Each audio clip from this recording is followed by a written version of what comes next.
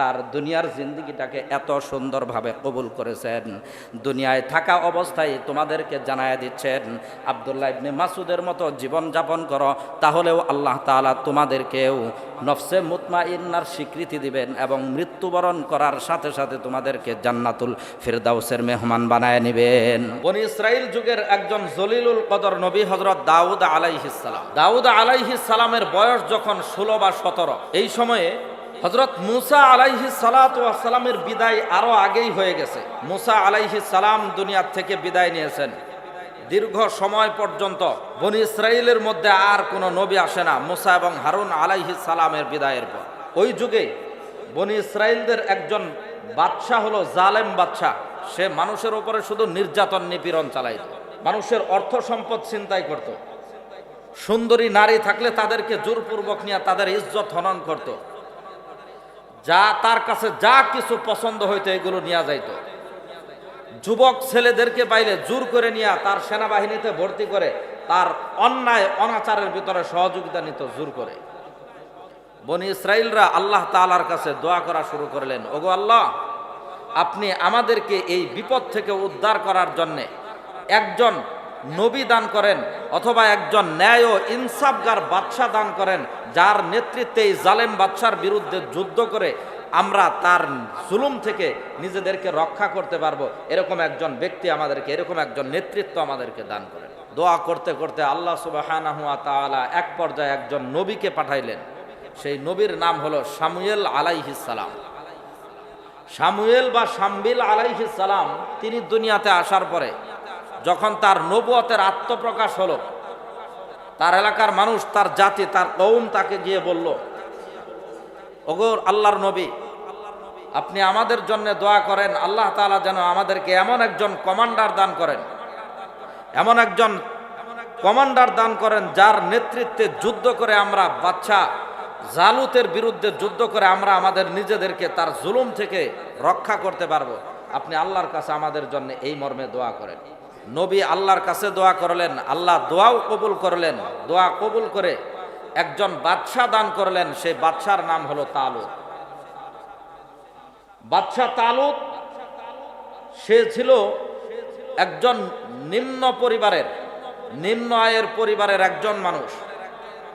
ইতিপূর্বে তার এই সমাজের ভিতরে আলাদা কোনো অবস্থান ছিল না, যার কারণে বনি ইসরাইলরা তাকে মানতে চাচ্ছে না। বলতেছে যে তালুতের মতো এরকম নিম্ন পরিবারের, নিম্ন ফ্যামিলির, নিম্ন কালচারের একজন মানুষকে আমরা আমাদের নেতৃত্বের জায়গায় অবস্থান দেব, এটা আমরা মানতে পারি না, এটা কোনোদিনই সম্ভব না। নবী শামুয়েল আলাইহিস সালাম তখন তাদেরকে বললেন, তোমরা যখন আমার কাছে দোয়া চাইছো, আমি তো তোমাদেরকে এই কথা বারবারই বলছি যে যাকে তাকে আসলে তোমরা মাইনা নিবা না, তোমরা এই রকমই একটা জাতি, তোমাদের মনোপুত না হইলে তোমরা কাউকেই গ্রহণ করো না, তোমরা ভালো মানুষের বিরুদ্ধেও মিথ্যা অপবাদ দিতে কোনো ধরনের দ্বিধাবোধ করো না, তোমরা তো সেই জাতি। বনি ইসরাইলদেরকে এই ইতিহাসে সব সময় তাদেরকে কটাক্ষ করা হয় যে বনি ইসরাইল তাদের মনোপুত না হইলে কাউকে গ্রহণ করে না। সেই স্বভাব বর্তমানে আমাদের ভিতরে আসছে কি আসে নাই? যত ভালো মানুষই হোক না কেন, আমার মনোপুত যদি না হয়, আমার চরিত্রের বিরুদ্ধে যদি কথা বলে, আমার অপকর্মের বিরুদ্ধে যদি কথা বলে, তাহলে সেই মানুষ আর ভালো থাকে না। সে যত ভালোই থাকুক ইতিপূর্বে, এতদিন পর্যন্ত আমি নিজে যেই ব্যক্তির সুনাম গাইছি, ওই লোকটাই যখন আমার অপরাধের বিরুদ্ধে কথা বলবে, তখন সে আমার কাছে জঘন্য খারাপ হয়ে যায়, আমি তার উপরে মিথ্যা জঘন্য অপবাদ দিতে থাকি।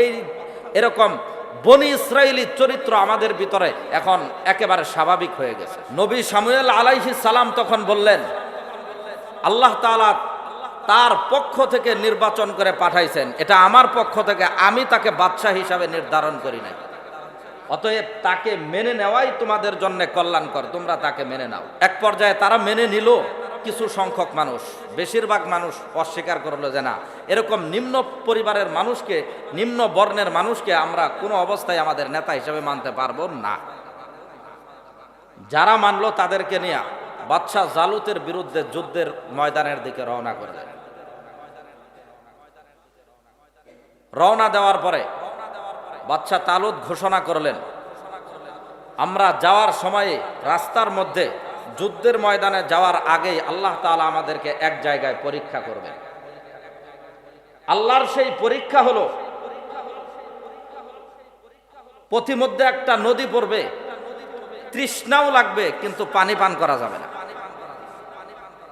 আল্লাহ সুবহানাহু ওয়া তাআলা সেই কথায় সূরাতুল বাকারার 249 নং আয়াতের ভিতরে বলেন, ফালাম্মা ফাসালা তালুতু বিল জুনুদি ক্বালা ইন্নাল্লাহা মুবতালিকুম বিনাহার ফামান শারিবা মিনহু ফালাইসা মিন্নি ওয়া মান লাম ইয়াতআমহু ফাইন্নাহু মিন্নি ইল্লা মান ইগতারাফা গুরফাতাম বিয়াদিহি ফাশারিবু মিনহু ইল্লা ক্বালিলাম মিনহুম ফালাম্মা জাওয়াজাহু হুয়া ওয়াল্লাযীনা আমানু মাআহু। বাদশা বললেন, আল্লাহ পাক রব্বুল আলামিন যুদ্ধের ময়দান পর্যন্ত যাওয়ার পূর্বেই পথিমধ্যে একটা নদীর পানি দিয়ে তোমাদেরকে পরীক্ষা করবেন। সেখানে তোমাদের তৃষ্ণা লাগবে, ক্ষুধা লাগবে। আল্লাহর পক্ষ থেকে তোমাদের প্রতি নির্দেশ হলো, হাজার ক্ষুধা এবং তৃষ্ণা থাকলেও তোমাদেরকে এক ঢোক পানিও পান করা যাবে না। একেবারে কেউ যদি নিরুপায় হয়ে যায়, পানি না পান করলে মৃত্যুবরণ করবে, তাহলে সেই ব্যক্তির জন্য মাত্র একবার এক চৌল পানি উঠিয়ে পান করার অনুমতি আছে, শুধুমাত্র প্রাণ বাঁচানোর জন্য। এর চাইতে বেশি পানি পান করা যাবে না। আল্লাহ পাক রব্বুল আলামিনের পক্ষ থেকে এটা হবে তোমাদের জন্য পরীক্ষা। এই ঘোষণা দিয়ে বাদশা তালুত যখন সামনের দিকে রওনা করলেন, জিহাদের ময়দানের দিকে যাওয়া শুরু করলেন, সেই নদী আসলো। নদীতে নামার পরে ৮০,০০০ সৈন্যবাহিনী একসাথে নদীতে নেমেছে, কিন্তু দেখা গেল মাত্র ৬ থেকে ৭,০০০ মানুষ বাকি রেখে সমস্ত মানুষ তৃপ্তি সহকারে পানি পান করে বাদশা তালুতের বাহিনীর থেকে বের হয়ে যায়। মানুষ হলো ৮০,০০০, টিকলো যায় মাত্র ৬ থেকে ৭,০০০, আর বাকিগুলো সব চটকা পড়ে গেছে, পথভ্রষ্ট।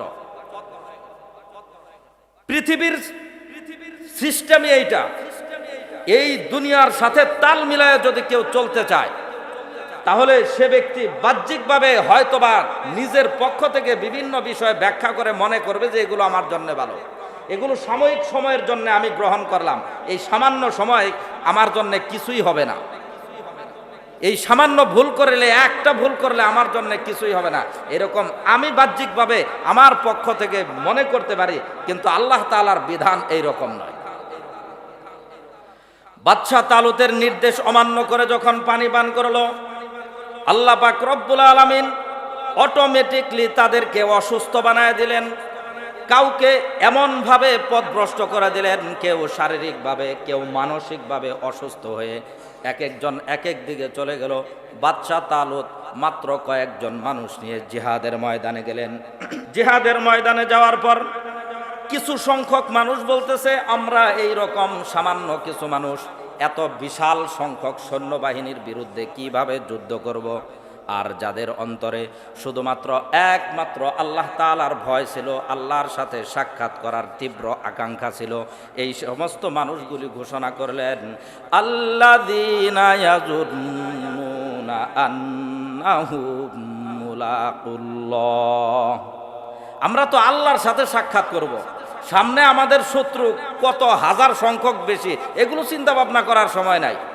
আল্লাহ নির্দেশ দিছে, আমরা যুদ্ধ চালায়া যাব, হারবো না জিতবো সেটা আল্লাহ ফায়সালা দেবেন, আমাদের এত চিন্তা কি? এখানে একটা বোঝার বিষয় হলো, এই যে নদী আসলো সামনে, পানি পান করতে আল্লাহ তাআলা নিষেধ করলেন। রোজার সাথে একটা মিল আছে না? এখন আমাদের কি যার যার ঘরে খাদ্য আছে না, খাবার খাওয়ার মতো সামর্থ্য আছে না, টিউবওয়েলে পানি আছে না, তারপরেও খাওয়া যাবে না, এটা কি আল্লাহর নির্দেশ? যদি মানতে পারি তাহলেই সফল, যদি লঙ্ঘন করি তাহলেই ব্যর্থ। ওই যে আগেই বলছিলাম, রোজার সাথে জিহাদের সাথে একটা এমন সম্পর্ক আল্লাহ রব্বুল আলামিন রাইখা দিয়েছেন, এগুলোই হলো মারেফত। এই মারেফত চর্চা না করে যাই হলো পীরের কাছে মারেফত শিখা দেয়, আর এরা এমন মারেফত শিখায় দেয়, আগে যাও বানি ওটা মারেফত থাক আর না থাক, জান্নাতে যাওয়ার সম্ভাবনা ছিল, এমন মারেফত চর্চা করে আসে জাহান্নাম নিজের জন্য ওয়াজিব বানায় নিয়ে তাদের ব্যাপারে নির্দেশ দিয়েছিলেন যে তোমরা যুদ্ধে যাবে কিন্তু পান করতে পারবে না, খাইতেও পারবে না। আমাদেরকেও আল্লাহ রব্বুল আলামিন, আমাদের ঘরে খাবার আছে, টিউবওয়েলে পানি আছে, ট্যাঙ্কিতে পানি ভরা আছে, তারপরেও পানি পান করা যাবে না, খাবার খাওয়া যাবে না। এর কারণ কি? প্রথম উদ্দেশ্য হলো আল্লাহর নির্দেশ পালন করা, দ্বিতীয় নম্বরেই হলো নিজেদের যে আত্মা আছে, প্রবৃত্তি আছে, এই প্রবৃত্তিকে চিকিৎসা দেওয়া, শক্তিশালী বানানো। কারণ এই আত্মা যদি দুর্বল হয়ে যায়, প্রবৃত্তি যদি দুর্বল হয়ে যায়, তাহলে শরীরে হাজার শক্তি থাকলেও তারা কিছুই করতে পারবে না। এরা আল্লাহর জমিনে আল্লাহর দিন কায়েমের জন্য কোনো ধরনের অবদান রাখতে পারবে না। তার জ্বলন্ত প্রমাণ হলো আফগান আর রাশিয়ার মধ্যে যখন যুদ্ধ চলে, যুদ্ধ চলা অবস্থায় একবার একটা আফগানের একটা ফ্রন্টের মধ্যে কয়েকবার করে হামলা হয়েছে, কিন্তু উপযুক্ত কোনো ফলাফল আসে না, বরং আফগানি মুসলমানরা বারবার পরাজয় বরণ করে। তারপরে কমান্ডারের পক্ষ থেকে ঘোষণা হইল, এখন আর আমরা নতুন করে কোনো অপারেশন চালাবো না। সামনের রমজান মাসের প্রথম রমজানে মাত্র 100 মুজাহিদ দিয়া আমরা নতুন করে হামলা চালাবো, নতুন করে অপারেশন চালাবো। মাত্র 100 মুজাহিদ রমজানের প্রথম দিন রোজা রাখা অবস্থায়। আর সেই মুজাহিদদের যোগ্যতা কি থাকবে? প্রশিক্ষণ কার কতটুকু আছে এটা দেখার দরকার নাই, তাদের যোগ্যতা থাকবে তার কয়জন কোরআনের হাফেজ। 100 কোরআনের হাফেজ সংগ্রহ করো, নতুন করে অপারেশন হবে পহেলা রমজান। মুজাহিদদেরকে সংগ্রহ করা হলো। সংগ্রহ করার পরে প্রথম রোজার দিন সাহারি খাওয়ার পরেই ফজরের নামাজ পড়বে রাস্তায় যায়, তারপরে সামনের কাজ হবে। বাকি কাজ হইতে হইতে তারা সামনের দিকে প্রস্তুতি নিয়ে যখন আগাইছে, আগানোর পরে ফজরের নামাজ শেষ করে, ফজরের নামাজ তো রোজার মধ্যে অন্ধকার থাকতেই পারে, অন্ধকার শেষ করেই, ফজরের নামাজটা শেষ করে অন্ধকার থাকতেই কেবলই মাত্র হামলা করে বসে। এমনভাবে অতর্কিত হামলা করছে, রাশিয়ান বাহিনী এক একজন মর্দ সর্দ বাহিনীগুলো এক একটা মানে দিক বেদিক শূন্য হয়ে গেছে, তারা আর কোনো রাস্তাঘাট দেখে না। একটা ঘটনা হয়েছে, একটা পরীক্ষার ভিতরে গুহার ভিতরে যায় সবাই পালাইছে। পলায়ন করার পরে একজন মাত্র মুজাহিদ সেখানে যায়, দেখছে যে অনেকগুলো এখানে রাশিয়ান বাহিনী বসে আছে, এগুলোকে বন্দি করতে হবে। কেমনে বন্দি করবে? এই ঘোষণা দিছে, এমনভাবে অস্পষ্ট শব্দ দিয়ে ঘোষণা দিছে, ওরা মনে করছে যে এখানে আমাদেরকে ঘিরা ফেলছে হাজার হাজার মুজাহিদ আইসে, অথচ লোক আসছে মাত্র একজন, তাও তার বয়স মাত্র 16 বছর। সে বলতেছে যে তাড়াতাড়ি তোমাদের অস্ত্র যা আছে ওই গুহার ভিতর থেকে ঢেলায় ঢেলায় বাহিরে ফেলাও। ওরা ফেলছে। এখন বলতেছে তোমাদের যে ভোটের ফিতা আছে এই ফিতাগুলো বের করো। ফিতা বের করিয়া ওদেরকে দিয়াই একজনকে দিয়ে আরেকজনকে হাত পিছনে বান্ধাইছে, বান্ধাইয়া আবার আরেক ফিতা দেয়া, এক জুতার ফিতা দিয়া হাত বাঁধছে, আরেক জুতার ফিতা দিয়া অস্ত্র বাঁধছে, বান্ধা এক একজনকে ওদেরকে সিরিয়াল করছে। সিরিয়াল করে করে একজন লোকে মাত্র এইভাবে যখন বন্দি করে নিয়ে যাচ্ছে, হাত তো আগেই বান্ধা শেষ, এখন তো আর ছোটার কোনো কায়দা নাই, অস্ত্রও বান্ধা মাথায় নিছে, কান্দে ঝুলাই দিছে, এক একজনকে এক একভাবে যেইভাবে সুবিধা হয়েছে সুবিধা মতো দিয়া সামনের দিকে রওনা করছে। রওনা করে কমান্ডারের কাছে নিয়ে যখন জমা দিছে, কমান্ডারও আশ্চর্য হয়ে গেছে, কি ব্যাপার, তুমি একজন মাত্র ব্যক্তি হইয়া এতগুলো সেনাবাহিনীকে কিভাবে বন্দি করলে? সে বলতেছে, হযরত আমিও জানি না। আর এই রাশিয়ান কমান্ডার জিজ্ঞাসা করতেছে যে তোমাদের একজন মাত্র লোক, সেই লোকটা আমাদেরকে এত ভয়ভীতি দেখাইলো, আমরা তো ধারণা করছিলাম যে আরো হাজার হাজার মুজাহিদ আছে, এরা কোথায় গেল? তিনি বলতেছেন, আমারও তো সেই একই প্রশ্ন, তোমরা একজন মাত্র লোকের কাছে এত বড় মর্দ সর্দ মুজাহিদ সেনাবাহিনী এর কাছে বন্দী হইলা কেন? কয় আল্লাহর কসম করে বলতেছি, যখন সে আমাদেরকে গুহার সামনে যায় বলছে, তখন আমরা একজন মানুষও দেখি নাই, এরকম একটা মাত্র বাচ্চা দেখি নাই, যা দেখলাম সবগুলোই মনে হয় যেন 10 ফুট লম্বা আর 5 ফুট চওড়া। অথচ রোজা থাকা অবস্থায় এই অপারেশন চালাইছে। এগুলো হলো জ্বলন্ত ঘটনা, বাস্তব ঘটনা। তার মানে রোজা রাখলে যদিও শরীর সাময়িকভাবে বাহ্যিকভাবে শরীর কিছুটা দুর্বল মনে হয়, কিন্তু আল্লাহ তাআলা আমাদের অন্তঃকরণকে শক্তিশালী বানায় দেন। আর অন্তঃকরণ যখন শক্তিশালী হয়ে যায় তখন এক একজন মুজাহিদ যেন, এক একজন মুসলিম যেন সাধারণ কোনো দেহের অধিকারী মুসলমান থাকে না, এগুলো পরাশক্তির বিরুদ্ধে হাজার হাজার সেনাবাহিনীর জন্য একজন মুসলমানই যথেষ্ট হয়ে যায়। আল্লাহ সুবহানাহু ওয়া তাআলা এজন্যই তো রোজার ব্যাপারে ঘোষণা দিয়েছেন, আস-সাওমু লি ওয়া আনা আজজি বিহি, রোজা আমার জন্য আর আমি নিজেই এর প্রতিদান দেই। অন্য কোন আমলের ব্যাপারে এই কথা আল্লাহ তাআলা বলেন নাই যে এই আমল আমার জন্য আমি নিজের প্রতিদান দেব। এটা হলো হাদিসে কুদসি, আল্লাহ তাআলার নিজের ঘোষণা। এর ব্যাখ্যায় মুহাদ্দিসিনে কেরাম বলেন, আস-সাওমু লি আয় আহাব্বুল ইবাদাতি ইলা সাওম, রোজা যে আমার জন্য, এই কথার অর্থ হলো আল্লাহ তাআলার কাছে, আল্লাহ তাআলার পক্ষ থেকে যত ইবাদত আমাদের জন্য আবশ্যক করা হয়েছে এর মধ্যে সবচাইতে প্রিয় ইবাদত হলো রোজা। যে ব্যক্তি রোজা পালন করবে সে যেন আল্লাহ তাআলার প্রিয় আমলটাই করলো, আর আল্লাহর প্রিয় কাজ যখন করে ফেলবে তখন তো সে ব্যক্তি আল্লাহর প্রিয় ব্যক্তি হয়েই যাবে। আর প্রিয় ব্যক্তিকে, প্রিয় মানুষকে প্রিয় উপহারটা তো নিজের হাতে দেওয়াটাই বেশি স্বাচ্ছন্দ্য বোধ করে। এজন্য আল্লাহ সুবহানাহু ওয়া তাআলা রোজাদারকে নিজের হাতে পুরস্কার দেওয়াকে পছন্দ করেন। এই হাদিসের দ্বিতীয় নম্বরের ব্যাখ্যা হলো আস-সাওমু লি আয় আস-সাওমু মুওয়াফিকাতুন লিসিফাতি, রোজা আমার জন্য এর দ্বিতীয় নম্বরের ব্যাখ্যা হলো যে রোজা রাখার দ্বারা বান্দা যেন সে আর সাধারণ মানুষ থাকে না, সে আল্লাহ তাআলার সিফতের সাথে মিশে যায়। আল্লাহর সিফতের সাথে মিশে যাওয়ার অর্থ, আল্লাহ তাআলা কি খায়? আল্লাহ পান করে? আল্লাহর স্ত্রী আছে? বান্দারও দেখেন খাবার আছে, পানি আছে, স্ত্রী আছে, তারপরেও আল্লাহ তাআলা যে নিষেধ করছেন এই কাজ আমি আর করব না। আল্লাহর নির্দেশ পালনার্থে সে ব্যক্তির চরিত্রটাকে আল্লাহর চরিত্রের সাথে মিশায় দেওয়ার জন্য চেষ্টা করতেছে। এজন্য আল্লাহ সুবহানাহু ওয়া তাআলা বলতেছেন, আয় মুওয়াফিকাতুন লিসিফাতি, যে ব্যক্তি রোজা রাখলো সে যেন একটা সাধারণ কোনো আমল করলো না, সে আমার সাথে মিশে গেল, আমার গুণাবলীর সাথে একাকার হয়ে গেল। এই জন্যই বলছি এইগুলো হইল মারেফত। এই মারেফত না বুঝে কোন মারেফত খুঁজি আমরা? আল্লাহরে পাওয়ার জন্য মারেফত খোঁজার আর জায়গা পাই না। তাহলে যে ব্যক্তি রোজা রাখলো সে ব্যক্তি যেন আল্লাহর গুণাবলীর সাথে একাকার হয়ে গেল, আর যে ব্যক্তি আল্লাহর সাথেই মিশে গেছে তার পুরস্কার আল্লাহ তাআলা তাকে দেওয়া আর নিজেকে দেওয়া একই কথা। আর নিজের জন্য তো সবাই ভালোটাই পছন্দ করে, আল্লাহও তার জন্য ভালোটা পছন্দ করে।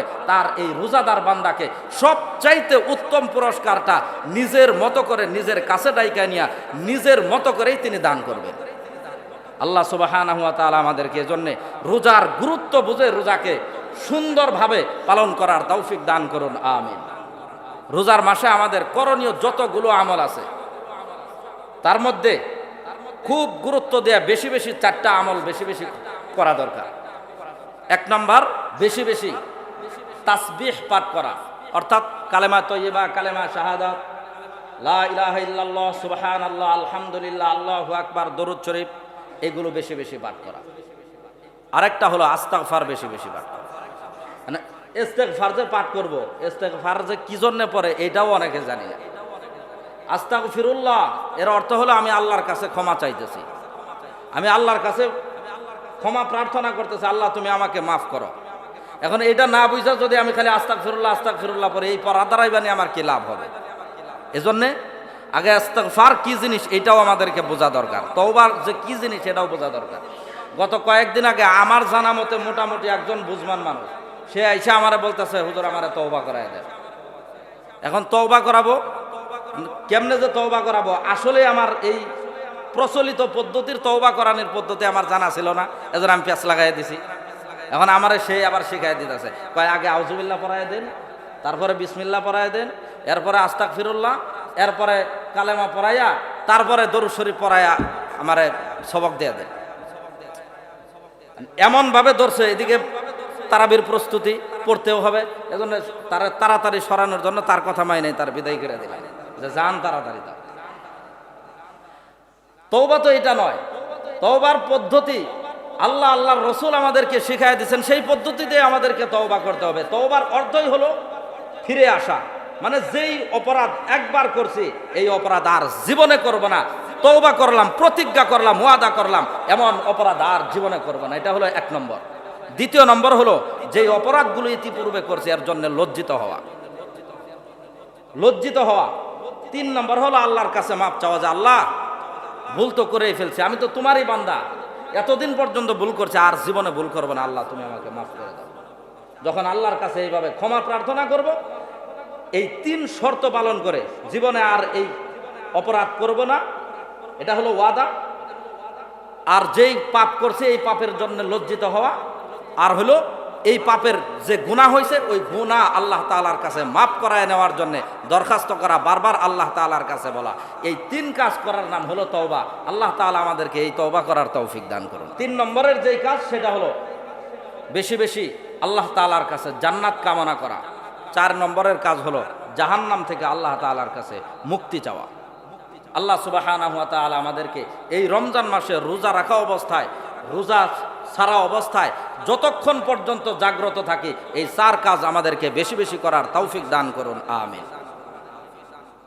অনেক সময় মানুষে এই কথাও আবার জিজ্ঞেস করে, এই প্রশ্নের সম্মুখীন ইতিপূর্বেও অনেকবার হয়েছে, এই বছরেও হয়েছে। সেটা হলো যে রমজান মাসে নাকি শয়তান বন্দি করা হয়। শয়তান যদি বন্দি করা হয় তাহলে রোজার মাসে যে অনেকে রোজাই রাখে না, এটা তো বড় শয়তানি। শয়তান যদি বন্দি থাকে তাহলে এত বড় শয়তানি মানুষ করে কেমনে? আরো যে নানান শয়তানি করে সেইগুলো তো আছেই, যা করে এগুলো তো আছেই, কিন্তু রোজাই যে রাখে না এত বড় শয়তানি করে। শয়তান বন্দি থাকলে এই শয়তানি করে কেমনে? এই কথা বোঝার জন্যে কোরআনের আয়াত থেকে আমি আপনাদেরকে একটু উদাহরণ দেই। উদাহরণ দিলে জিনিসটা খুব সহজেই বুঝতে পারবে। আল্লাহ সুবহানাহু ওয়া তাআলা মানুষকে সৃষ্টি করার সাথে সাথে তার একটা প্রবৃত্তি, একটা নফস, একটা আত্মা তৈরি করছেন। এই আত্মার স্তর হলো 3টা স্তর।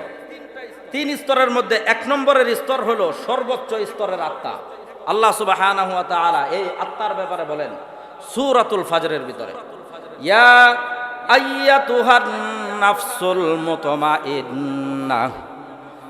আল্লাহ রাব্বুল আলামিন দুনিয়া এবং আখিরাত উভয় জগতে বিভিন্ন সময়ে বান্দার ভালো কাজগুলো দেখার পরে, বান্দার অন্তঃকরণের অবস্থা দেখার পর বান্দাকে নফসে মুতমাইন্না হিসাবে সম্বোধন করেন।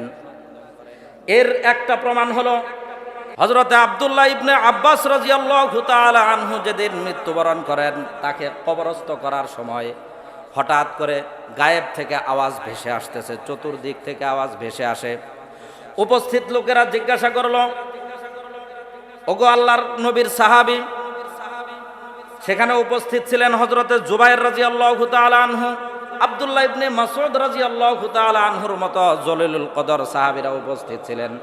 তাদেরকে জিজ্ঞাসা করা হলো এই আওয়াজ কোত্থেকে আসতেছে, ইয়া আইয়াতুহান নাফসুল মুতমাইন্না, এই কথা বলে। আব্দুল্লাহ ইবনে মাসউদ রাদিয়াল্লাহু তাআলা আনহু বলতেছেন, হে উপস্থিত লোকেরা, জেনে রাখো আল্লাহ পাক রব্বুল আলামিন আব্দুল্লাহ ইবনে মাসউদকে এত পছন্দ করেছেন, এত ভালোবেসেছেন, তার দুনিয়ার জিন্দেগিটাকে এত সুন্দরভাবে কবুল করেছেন। দুনিয়ায় থাকা অবস্থায় তোমাদেরকে জানায়া দিচ্ছেন আব্দুল্লাহ ইবনে মাসউদের মতো জীবন যাপন করো, তাহলেও আল্লাহ তাআলা তোমাদেরকেও নফসে মুতমাইন্নার স্বীকৃতি দিবেন এবং মৃত্যুবরণ করার সাথে সাথে তোমাদেরকে জান্নাতুল ফিরদাউসের মেহমান বানায় নেবেন। এটা হলো নফসে মুতমাইন্না। মানে আল্লাহ সুবহানাহু ওয়া তাআলা যখন যেই অবস্থায় যেই বিষয়ের নির্দেশ দিয়েছেন, কোনো ধরনের ব্যাখ্যা বিশ্লেষণ বাদ দিয়ে আল্লাহ বলছেন আমি করব, নবীর আদর্শ আমি মেনে নেব, এই কথায় সব ধরনের ব্যাখ্যা বিশ্লেষণ চিন্তা ভাবনা বাদ দিয়ে যারাই মেনে নিয়েছে তাদেরকেই বলা হয় নফসে মুতমাইন্না। দ্বিতীয় নম্বরের নফস হলো নফসে লাওয়ামা। এটা হলো যখন কোনো ব্যক্তি ভালো কাজ করবে তখন নফস তাকে আনন্দ দেবে, আবার যখন কোনো খারাপ কাজ করবে, খারাপ কাজ করার পর নফস তাকে তিরস্কার করবে। নফস তিরস্কার করবে যে এই অপরাধ করলা, তোমার এটা ঠিক হয় না, মানুষ হিসাবে তোমাকে ভালো কাজ করার দরকার ছিল, কিন্তু তুমি ভালো কাজ না করে আল্লাহর নাফরমানি করলে, আল্লাহর ইবাদত না করে আল্লাহর পক্ষ থেকে তুমি নাফরমানি করলে, এটা তোমার উচিত হয় নাই। তোমার নফসই তোমাকে এই ধরনের তিরস্কার করবে। সূরাতুল কিয়ামার ভিতরে আল্লাহ রাব্বুল আলামিন বলেন, ওয়ালা উকসিমু বিন নাফসিল লাওয়ামা। আল্লাহ রাব্বুল আলামিন এই আয়াতের ভিতরে নফসে লাওয়ামার ব্যাপারে তিরস্কার করে বলেন, কসম করে বলতেছেন, হে দুনিয়ার মানুষেরা, তোমরা কি এই বিষয়ের ধারণা করো যে দুনিয়াতে আল্লাহ পাক রব্বুল আলামিন দুনিয়ার থেকে তোমাদেরকে বিদায় করার পরে তোমাদের হাড্ডি, তোমাদের অস্থিগুলো, তোমাদের শরীরের অঙ্গ প্রত্যঙ্গগুলো আর একত্র করবেন না? এমন ধারণা করা তোমাদের কখনোই উচিত নয়। বরং মৃত্যুবরণ করার পরে অনাদি অনন্তকাল পর্যন্ত তোমরা কবর জগৎ অতিবাহিত করবে, এরপরে হাসর জগৎ, তারপরে আল্লাহ রব্বুল আলামিন তোমাদেরকে কিয়ামতের ময়দানে যেই যুগেই মৃত্যুবরণ করো না কেন, যেখানেই মৃত্যুবরণ করো না কেন, যেই জায়গায় জীবনযাপন করেছিলে সেই জায়গায় তোমাকে আল্লাহ তাআলা পূর্ণ দেহতে আবার তোমাকে জীবিত করে হিসাব নিবেন। অতএব ওই দিন নিজেকে তিরস্কার করার পূর্বে দুনিয়াতে তিরস্কার করে তওবা করে ভালো হয়ে যাও। এটাই হলো সহজ কথা। ওই দিন যতই মানুষ কান্নাকাটি করুক না কেন, যতই নিজেকে তিরস্কার করুক না কেন, আল্লাহ তাআলার চিরন্তন ঘোষণা হলো ওয়ায়াকুলুল কাফির ইয়া লাইতানি কুনতু তুরাবা। আল্লাহ যখন কাউকে কাফের বলে, নাফরমান বলে জাহান্নামের ঘোষণা দিয়ে দিবেন, তখন হাজারবার নিজের জীবন নিয়ে আফসোস করলেও আফসোস করতে করতে নিজের হাত চাবায় অনেকে ছিঁড়ে ফেলবে, তারপরেও কোনো লাভ হবে না। সেদিন নিজেকে মাটির সাথে মিশায় দেওয়ার জন্য আল্লাহর কাছে আবেদন করবে, আল্লাহ তাআলা সেই আবেদনও কবুল করবে না, বরং যা তিরস্কার করার তোমাকে দুনিয়ায় তিরস্কার করে তওবা করে ভালো হয়ে যাও। এটা হলো নফসের দ্বিতীয় স্তর। তৃতীয় নম্বরের স্তর হলো নফসে আম্মারা। নফসে আম্মারা হলো সব সময় শুধু অন্যায় কাজই করতে থাকবে, শুধু অন্যায় কাজের দিকেই আকৃষ্ট থাকবে। আল্লাহ রাব্বুল আলামিন সূরাতু ইউসুফের ভিতরে বলেন, ওয়ামা উবাররিউ নাফসি ইন্নান নাফসা লাআম্মারাতুম বিসসুই ইল্লা মা রাহিমা রাব্বি। এখানে যে নফসে আম্মারার কথা বলা হয়েছে, এই নফসে আম্মারার কাজ হলো, মানে যাদের এই নফসে আম্মারা হয়ে গেছে ওরা কোনো সময় ভালো কাজ এটা তাদের পছন্দই হবে না, মন্দ কাজ এটা দেখলেই ভালো লাগবে, যত অন্যায় কাজ আছে এগুলো দেখলেই সে আনন্দ অনুভব করবে, যত ভালো কাজ আছে দেখলেই অস্বস্তি বোধ করবে। এখন যেই মানুষটার নফসে আম্মারা হয়ে গেছে, এ চাইলেই তো আর সাথে সাথে ভালো হয়ে যেতে পারবে। আপনারা সহজভাবে বিষয়টা বোঝার চেষ্টা করেন। মনে করেন এই কলম, এটা দিয়ে যে এখানে একটা দাগ দিলাম, এখানে একটা দাগ দিলাম, এই দাগের চিহ্ন, মনে করেন এই সামান্য দাগটা দেখছেন তো, এই দাগটা এটা পরিষ্কার করার পদ্ধতি কি? পানি দিয়ে সুন্দর করে সাবান দিয়ে ধুইতে হবে। এখন ধোয়ার জন্য তো নিজের ইচ্ছা শক্তি থাকতে হবে আগে। আমি শুধু ইচ্ছা করলাম কিন্তু পানি দিয়ে ধুইলাম না, এটা কি পরিষ্কার হবে কোনোদিন? আবার ইচ্ছা আছে, আবার ইচ্ছাও আছে, পানির ভিতরেও গেলাম, কিন্তু ধুয়া পরিষ্কার করার যে একটা নিয়ম পদ্ধতি আছে, এই পদ্ধতি অনুসরণ করলাম না। একেবারে নদীর ভিতর দিয়ে হাঁটতে হাঁটতে, সাঁতার পারতে সাঁতরাইতে কয়েক হাজার মাইল পার করে দিলাম। এটা কি দাগ কি মুছে যাবে? কোনোদিনই মুছবে না। নফসে আম্মারাটাও এইরকমই, এটা শুধু ইচ্ছা থাকলেও হবে না, আবার শুধু রমজান মাস আসলেও হবে না। রমজান মাস সাথে সাথে নিজের ইচ্ছা, দুইটা যখন একাকার হবে, আসার সাথে সাথে যখন আল্লাহর কাছে তওবা করবে, ওগো আল্লাহ, সারাটা মাস তোমার নাফরমানি করতে করতে জীবনটা একেবারে ধ্বংস করে ফেলেছি, একেবারে নষ্ট করে ফেলেছি, আল্লাহ আর আমি অপরাধ করব না, আমাকে মাফ করে দাও, আমি তওবা করতেছি, প্রতিজ্ঞা করলাম, ওয়াদা করলাম, নিজের কৃতকর্মের কারণে, নিজের গুনাহের কারণে আমি লজ্জিত হইলাম, আল্লাহ তুমি আমাকে মাফ করো, তাহলে আল্লাহ তাআলা মাফ করে দিবেন। ওই ব্যক্তির জন্য রমজান মাস, ওই ব্যক্তির জন্য হলো শয়তান বন্দী। আরেকটা উদাহরণ বোঝার, এই যে ফ্যানের যদি সুইচ দেওয়া হয়, ঘুরতেছে, সুইচটা বন্ধ করলেন, সাথে সাথে কি এরকম থাইমা যাবে না? কিছু সময় ঘুরতেই থাকবে। ইবলিস শয়তান কিছু কিছু মানুষকে ধোঁকা দিতে যায়, তাদের উপরে কোনো প্রতিক্রিয়া করতে পারে না। ওরা হলো নফসে মুতমাইন্নার অধিকারী, এদেরকে কোনো সময় নাফরমানি করাইতে পারে না, যার কারণে ওরা মৃত্যুবরণ করার আগেই আল্লাহ তাআলা ওদের ব্যাপারে ঘোষণা দেবেন, হে নফসে মুতমাইন্নার অধিকারীরা, আসো, ফাদখুলি ফি ইবাদি, আমার নৈকট্যশীল বান্দাদের অন্তর্ভুক্ত হয়ে যাও, ওয়াদখুলি জান্নাতি, এবং আনন্দ চিত্তে তুমি জান্নাতে প্রবেশ করো। এদেরকে শয়তান প্ররোচিত করতে পারে না, কখনোই ধোঁকা দিয়ে তাদেরকে দুর্বল করতে পারে না। দ্বিতীয় নম্বরের ব্যক্তি যারা গুনাহ করছে, তওবাও করছে, গুনাহ করছে, লজ্জিতও হয়েছে, গুনাহ করছে, আবার নিয়ত করছে যে আল্লাহ আমি আর গুনাহ করব না, আমাকে মাফ করে দাও, এদেরকেও আল্লাহ তাআলা মাফ করবেন, এদেরকেও আল্লাহ তাআলা রমজানের খায়ের ও বরকত দান করবেন। কিন্তু ওই যে যেই সমস্ত ব্যক্তিরা নিজের চরিত্রটাকে নফসে আম্মারা অর্থাৎ শয়তানের চরিত্রের সাথে মিলায়ে ফেলছে, শয়তানের চরিত্রের সাথে মিলায়ে ফেলছে, এখন এর কাজই যেন শয়তানের কাজ। আল্লাহ তাআলা তো ওয়াদা দিয়েছেন জিন শয়তানকে বন্দী করবেন, মানুষ শয়তানকে বন্দী করবেন, এরকম কোনো ওয়াদা দেয় নাই। এখন জিন শয়তান বন্দী থাকলেও মানুষ শয়তান যেহেতু বন্দী হয় নাই, নিজের চরিত্রটাকে শয়তানের চরিত্রের সাথে মিলায়ে ফেলছে। জিন শয়তান যদিও ধোঁকা দেয় না, কিন্তু মানুষ শয়তান তার কাজ ঠিকই চালায় যায়। এই জন্যেই ওই যে রমজান মাস আসার পরেও শয়তান বন্দী হয়, তারপরেও কিছু মানুষ গুনাহ করতেই থাকে, তারপরেও কিছু মানুষ রোজাই রাখে না, এরকম মারাত্মক লেভেলের অন্যায় করে। তাহলে কি কারণে করে? যে এগুলো যে শয়তানের কাজ করে। একদিক থেকে রোজা রেখে যেমন বান্দা আল্লাহর গুণের সাথে মিশে যায়, আরেক দিক থেকে বান্দা গুনাহ করতে করতে নিজের চরিত্রটাকে কলুষিত করে শয়তানের চরিত্রের সাথে মিশে যায়। বুঝাইতে পারছি কথাটা? এজন্যে যে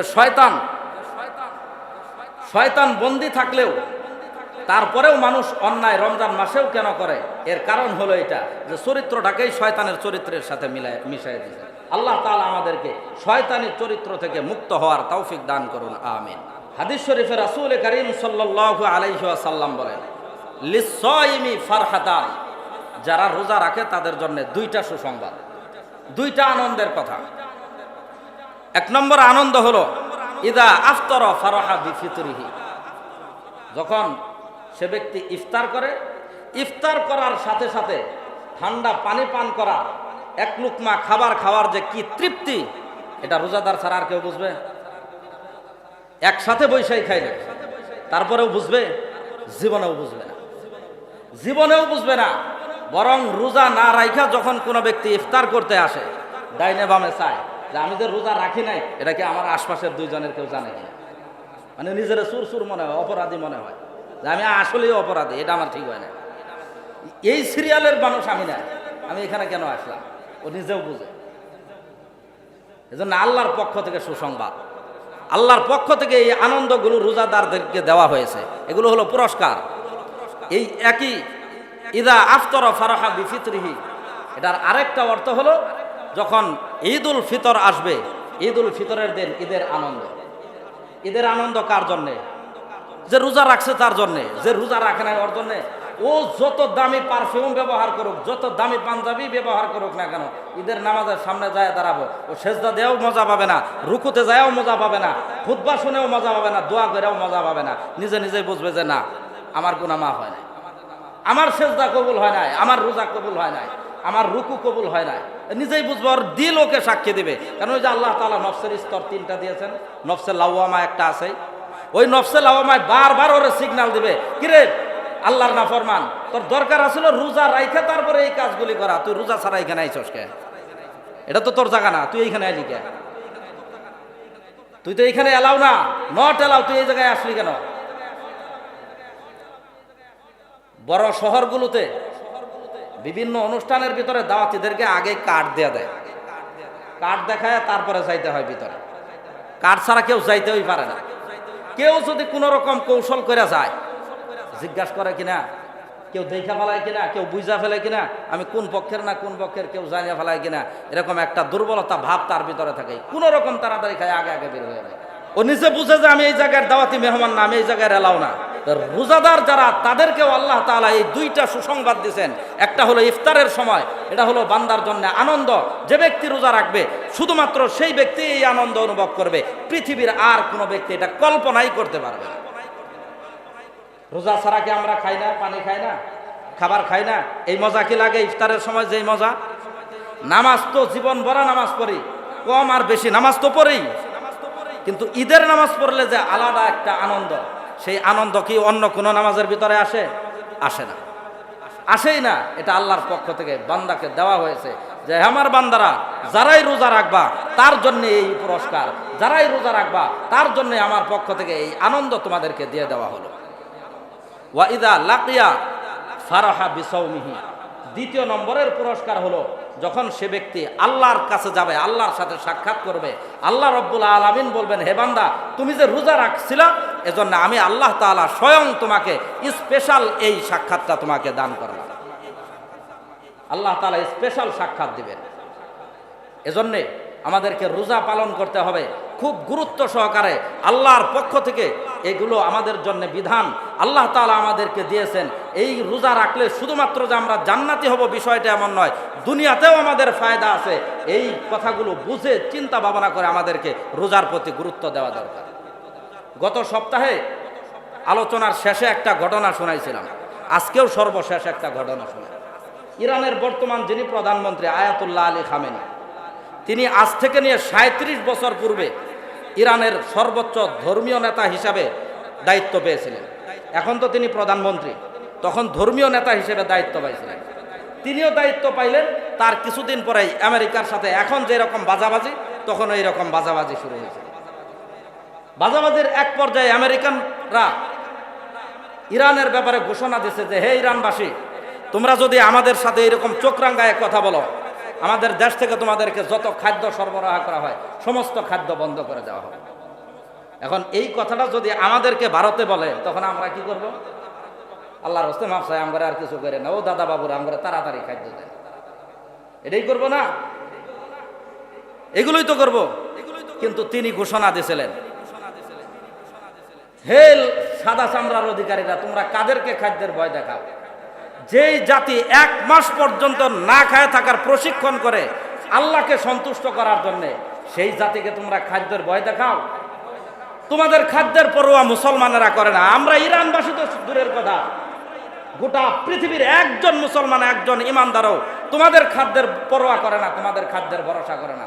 তোমরা খাদ্য বন্ধ করবে, আমাদের ইমানের শক্তি আরো বেড়ে যাবে। তোমাদের সাথে তো আজকে চোখ রাঙ্গাইছি, এরপরে তোমাদের বিরুদ্ধে আমরা অস্ত্র আঙ্গাবো। রোজার এগুলো হলো প্রাণ শক্তি। আমরা রোজাকে যদি রোজার মতো আদায় করতে পারি তাহলে আল্লাহ তাআলা আমাদের প্রাণ শক্তি বাড়ায় দেবেন। আমাদের এক একজন মুসলমানের কাছে পৃথিবীর হাজার হাজার কাফের সেনাবাহিনী আমাদের কাছে দুর্বল হয়ে যাবে। আমাদের চেহারা দেখে ভয় পাওয়া যাবে। ওই 60 ফুট বডি লাগবে না, 3 ফুট বডি দেখেই ভয় পাওয়া যাবে। আল্লাহ সুবহানাহু ওয়া তাআলা আমাদেরকে রোজাকে গুরুত্ব সহকারে রোজার হক আদায় করে আমাদেরকে রোজা পালন করার তৌফিক দান করুন। আমিন।